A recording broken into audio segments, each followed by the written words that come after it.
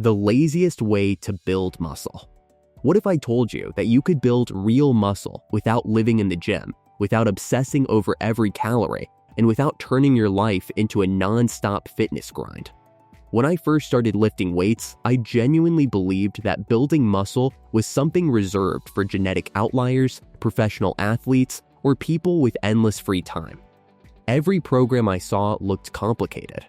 Every fitness influencer seemed to be training twice a day, meal prepping like a bodybuilder, and tracking every gram of food with obsessive precision. From the outside, it felt like gaining muscle required extreme discipline, complex planning, and hours in the gym every single day. I did not have the time, energy, or mental bandwidth for that. Like many beginners, I wanted results, but I wanted them in the simplest way possible. 5 years later, my perspective completely changed. Through trial and error, and by paying attention to the research rather than the noise, I realized something powerful. Muscle growth does not require doing everything. It requires doing enough of the right things consistently. There is a minimum effective dose for building muscle, the smallest amount of effort that still produces meaningful progress. Once you understand that principle, everything becomes simpler. You do not need perfect programming, advanced supplementation, or marathon workouts. You just need a few core habits executed well over time. The first and most obvious step is to lift weights. There are countless ways to challenge your muscles, resistance bands, bodyweight exercises, high-intensity circuits, and random workouts you stumble across while scrolling late at night. Many of these methods can build muscle, especially in beginners. However, not all of them are equally efficient. If the goal is to do the least amount of work necessary for steady progress, traditional resistance training with free weights or machines tends to be the most straightforward path. Bodyweight training, for example, can absolutely build muscle when exercises are taken close to failure. Push-ups, pull-ups, lunges, and dips can stimulate growth, particularly in the early stages. The challenge appears as you get stronger. Progressively overloading bodyweight movements becomes more complicated. You have to manipulate leverage, adjust tempo, add pauses, or increase repetitions significantly to continue progressing. That requires a deeper understanding of biomechanics and programming. With weights, progression is much simpler and far more measurable. If you bench press 60 kilograms for 8 repetitions this week and 62.5 kilograms for 8 repetitions next week, you have clearly progressed. You can add small increments of weight to a barbell or machine and systematically increase the load over time. This simplicity removes guesswork. Instead of wondering whether your workouts are effective, you have objective proof in the form of increasing numbers. If you want the easiest route to muscle growth, lift weights and focus on gradually increasing either the load or the repetitions over time. Once you commit to lifting weights, the second step is to build and follow a smart program. One of the biggest mistakes beginners make is going into the gym without a plan.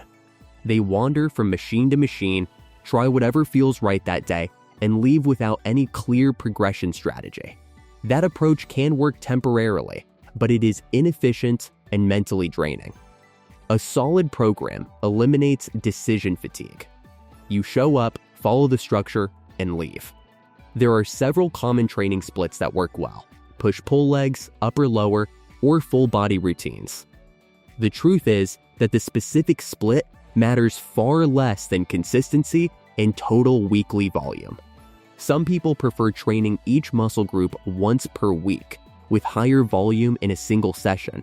Others prefer spreading that volume across 2 or 3 sessions. Research suggests that as long as your total weekly sets per muscle group are similar, frequency becomes more about preference and recovery than necessity. For simplicity, choose a split that fits your schedule and that you will realistically stick to. If you can train 3 days per week, a full body program may be ideal. If you have 4 days, an upper-lower split works well. If you enjoy being in the gym 5 or 6 days per week, push-pull legs might suit you. The key is not to overanalyze. Pick one, commit to it, and focus on progressing within that structure. When designing your workouts, build them around compound, multi-joint exercises. Movements like squats, deadlifts, bench presses, rows, overhead presses, and pull-ups recruit multiple muscle groups simultaneously. Because they train several muscles at once, they are highly time efficient. Instead of doing 5 separate isolation exercises to hit your chest, shoulders, and triceps, a bench press will stimulate all 3 in one movement. Research consistently shows that compound exercises are effective for improving strength and building muscle, especially when time is limited. Isolation exercises like bicep curls, tricep pushdowns, or leg extensions still have value. They can help target specific muscles that need extra attention. However, if you are following a minimum effective approach, they should supplement your routine rather than form its foundation. Prioritize the big lifts, then add a small amount of isolation work if time and energy allow. The third step is understanding that muscle growth is not about doing as much as possible. It is about doing enough. Many people assume that longer workouts automatically mean better results. They believe that more sets, more exercises, and more time in the gym will accelerate progress. While doing more volume can produce greater gains up to a point, the returns diminish quickly. Research suggests that even one hard set of an exercise performed in the 6 to 12 repetition range and taken close to failure can significantly increase strength when done consistently 2 to 3 times per week. Adding a second and third set provides additional benefit, but beyond that, the incremental gains become smaller relative to the time invested.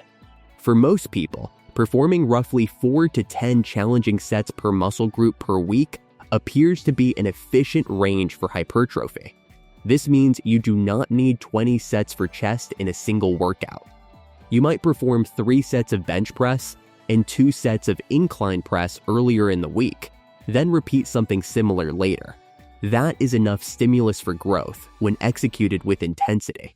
Both lighter and heavier loads can build muscle if taken close to failure, but moderate to heavy loads in the 6 to 12 repetition range are typically more time efficient and better for building strength simultaneously. Training close to failure is important, but that does not mean collapsing under the bar every set. Stopping 1 to 2 repetitions shy of true failure often provides sufficient stimulus with less fatigue. The overarching principle is progressive overload. Gradually increase the weight, the repetitions, or the quality of execution over time. You do not need to do more exercises. You need to do the right exercises better and slightly harder as weeks go by. The fourth step is simplifying your warm-up. In recent years, elaborate pre-workout routines have become popular. Some people spend 20 to 30 minutes foam rolling, stretching, and performing complex mobility circuits before touching a weight. While mobility work has its place, research does not strongly support lengthy static stretching routines before strength training. In fact, static stretching immediately prior to lifting can temporarily reduce strength and power output. Instead of an extended general warm-up, focus on exercise-specific warm-ups. If you are about to squat, perform a few lighter sets of squats. Gradually increase the load while decreasing the repetitions until you reach your working weight. This approach prepares the exact muscles and movement patterns you are about to use, often resulting in better performance. Dynamic stretching, controlled movement-based stretches can be useful, especially if you feel tight in certain areas. However, keep them brief and relevant. The goal is not to exhaust yourself before the workout even begins. A few minutes of light cardio followed by progressive warm-up sets of your first exercise is typically sufficient. This saves time and preserves energy for the sets that actually stimulate growth. The fifth step is prioritizing protein intake. Resistance training provides the stimulus for muscle growth, but protein supplies the building blocks. You do not need to obsessively track every gram, especially at the beginning. Instead, Focus on including a quality protein source at each meal. Greek yogurt, chicken, lean beef, eggs, fish, tofu, and legumes are all solid options. A practical strategy is to consume roughly 100 to 200 grams of a protein-rich food 3 to 4 times per day. Doing so will usually place you in a reasonable daily protein range without complicated tracking. For many individuals, aiming for around 1.6 to 2.2 grams of protein per kilogram of body weight per day is effective for maximizing muscle growth. Higher protein diets also promote satiety. Protein stimulates the release of hormones such as GLP-1 and CCK, which signal fullness after eating. This can make it easier to adhere to a calorie deficit if fat loss is part of your goal, or simply prevent overeating while focusing on muscle gain. Adequate protein supports recovery, preserves lean mass during weight loss, and enhances long-term body composition improvements. The sixth step is rest, particularly sleep. Muscle growth does not occur during your workouts. It occurs afterward, when your body repairs and adapts to the stress you imposed. Without sufficient recovery, progress stalls. Sleep plays a crucial role in this process. Short-term sleep restriction has been shown to reduce physical performance, impair reaction time, lower motivation, and increase perceived fatigue. When calories are controlled, individuals who sleep fewer hours tend to lose a greater proportion of lean mass compared to those who sleep longer. Reduced sleep can also increase hunger hormones, disrupt appetite regulation, and slightly decrease resting metabolic rate.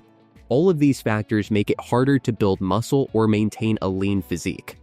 You do not need to sleep 12 hours per night. However, gradually aiming for 7 to 9 hours of quality sleep can significantly enhance recovery and performance. Create a consistent sleep schedule, reduce screen exposure before bed, and maintain a cool, dark sleeping environment. The improvements in energy, mood, and training output compound over time. The seventh and final step is time. This is the true secret behind every impressive physique. Muscle building is not about extreme bursts of motivation. It is about repeating simple, effective behaviors week after week.